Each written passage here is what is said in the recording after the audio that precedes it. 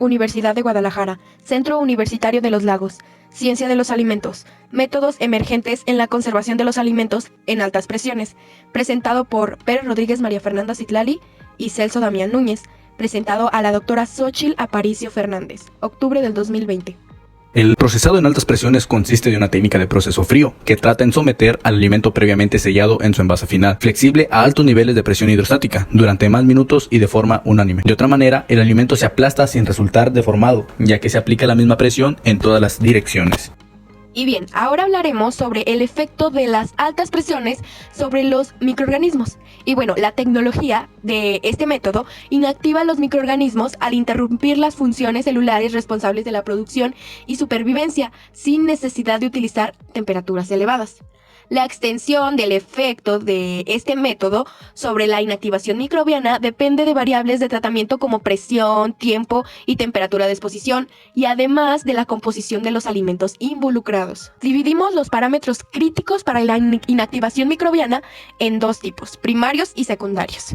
En factores primarios tenemos que además del tipo de microorganismos, la composición del alimento, el nivel de presión y el tiempo de tratamiento, los parámetros críticos son el pH, actividad del agua y la temperatura. ¿Por qué?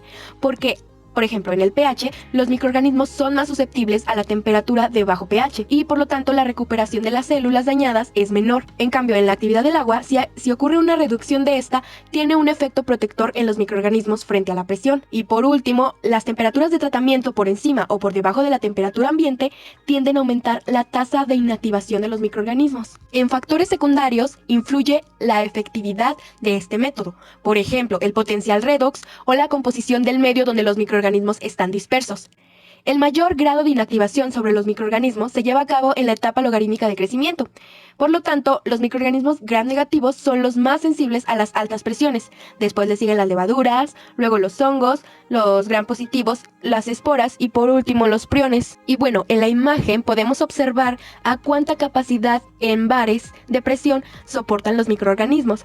Y bueno, en el subtítulo de la imagen podemos ver que los únicos organismos capaces de resistir 6000 bar de presión son los priones. Estos priones son transmisores de la enfermedad de las vacas locas. Sus alteraciones morfológicas. Las vacuolas gaseosas se comprimen, se produce un alargamiento de la célula, la separación de la membrana y la pared celular. La contracción de la pared celular con formación de poros, la formación de filamentos y ciertas modificaciones en el núcleo y orgánulos intracelulares, la coagulación de proteínas citoplasmáticas, la liberación de constituyentes intracelulares hacia el exterior de la célula, etc. Estas son algunas alteraciones morfológicas que puede suceder. Y bien, como alteraciones de los mecanismos genéticos, en primer punto tenemos la disminución de la síntesis del ADN a altas presiones. ¿Por qué? Esta se relaciona con la inactivación de las enzimas implicadas en dicha síntesis, porque la doble hélice del ADN permanece estable debido a que los enlaces de hidrógeno no se alteran con este proceso.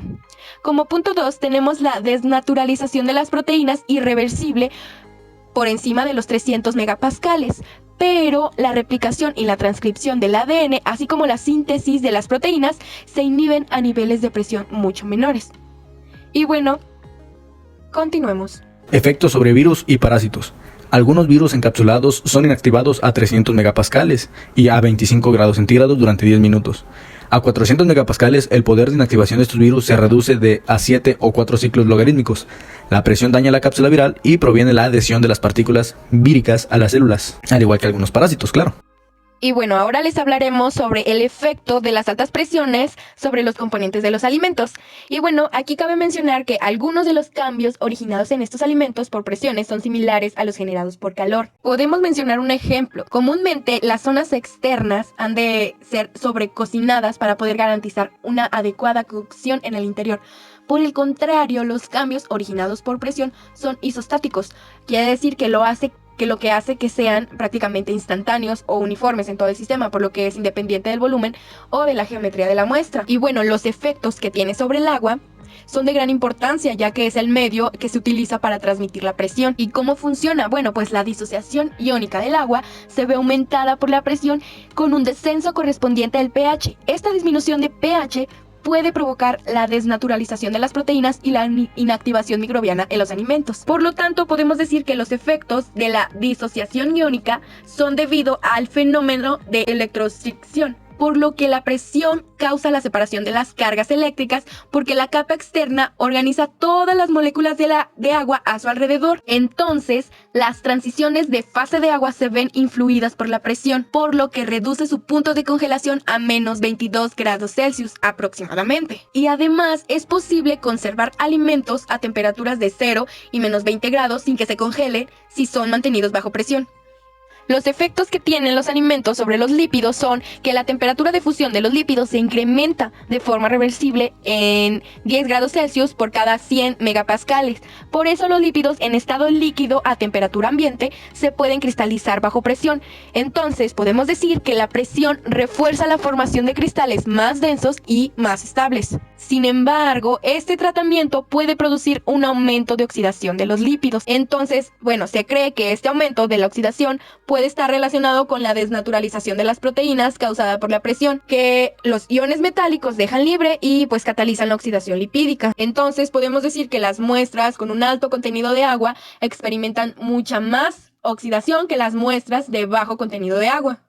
Ahora hablaremos sobre los carbohidratos y sabemos que estos se clasifican en monosacáridos, disacáridos, oligosacáridos y polisacáridos. Y los monosacáridos y los disacáridos, en ellos solo existen enlaces covalentes, por lo que no se ven afectados por la presión. Y no se detecta ningún efecto de presión sobre estos azúcares simples. En cambio, por ejemplo, en los polisacáridos y oligosacáridos, en específico en el almidón, se ve su estructura afectada por la presión. Este almidón es un polisacárido que contiene dos polímeros de glucosa, que es la amilasa en una estructura principalmente lineal y la amilopectina que es ramificada, y ahí lo podemos ver en la imagen. Un gránulo de almidón tiene su estructura organizada en capas de amilopectina, entre las cuales se encuentra la amilosa. La amilopectina consta de regiones amorfas, o sea, ramificaciones, y otras cristalinas, o sea, cadenitas.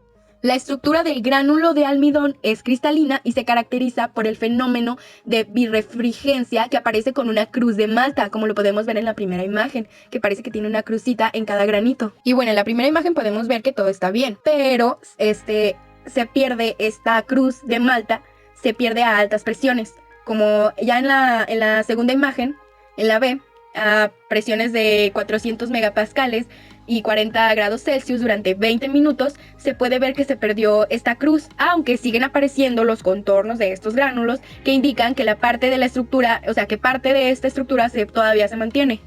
Y podemos decir que los mecanismos por los cuales la presión produce la gelatinización del almidón no están completamente claros, todavía no hay mucha investigación sobre eso, pero podemos decir que se relacionan con el efecto de la presión sobre las fuerzas de Van der Waals, los enlaces de hidrógeno, que son los que aseguran la estabilidad molecular del almidón, pero comparado el efecto de la temperatura, se sugiere que la presión favorece la hidratación del gránulo, pero que protege la estructura helicoidal de la parte cristalina de la amilopectina a través de la estabilidad de enlaces de hidrógeno. El efecto sobre las proteínas. Según el principio de Le Chatelier, la deformación de la estructura nativa de la proteína se puede producir teóricamente por defecto de la presión, ya que los enlaces implicados en esta disposición tridimensional producen una variación de volumen positiva para el sistema, opuesto al efecto inducido por la presión. La alta presión aplicada a un sistema en el que se encuentre presente una proteína implica el desplazamiento del equilibrio entre la forma nativa y las desnaturalizadas. A continuación les describo el proceso que se lleva a cabo para el método de altas presiones. La mecánica para procesar alimentos a altas presiones es relativamente sencilla. Una vez preparados y envasados los productos, se cargan en contenedores de plástico en la vasija de las máquinas, que es lo que aguanta la presión del agua. Estas vasijas están formadas por dos cilindros, de acero inoxidable en el interior y de acero aliado de alta resistencia en el exterior, bobinados con hasta 300 kilómetros para darle fiabilidad y durabilidad a la cámara de proceso. Cuando todo está listo, se comienza a bombear agua dentro de la cámara, introduciendo el 15% más de litros, los necesarios hasta alcanzar una presión de 6000 bares. De esta manera, al empujar más agua dentro de la vasija, las moléculas se acercan entre sí y el volumen de los alimentos se reduce. Con la presión que se ejerce sobre estos alimentos, se permite preservar al máximo los ingredientes y características de los productos frescos. Y ya para finalizar, en conclusión, tenemos que la conservación por altas presiones hidrostáticas cada vez tiene más aplicaciones en la industria alimentaria, pero aún es un proceso muy caro que no puede realizarse de manera continua, por sus limitaciones, pero podemos decir que este tratamiento tiene como producto final una alta calidad y que sus características organolépticas son muy similares a los productos frescos, por lo que en un futuro cercano se buscarán nuevas aplicaciones a esta técnica y las tecnologías no térmicas terminarán desbancando a las tecnologías tradicionales. Esta sería alguna de la bibliografía que se utilizó para el tema. Muchas gracias por su atención. Espero les haya gustado. Por favor, vayan y suscríbanse y denle pulgar arriba al video. Muchas gracias.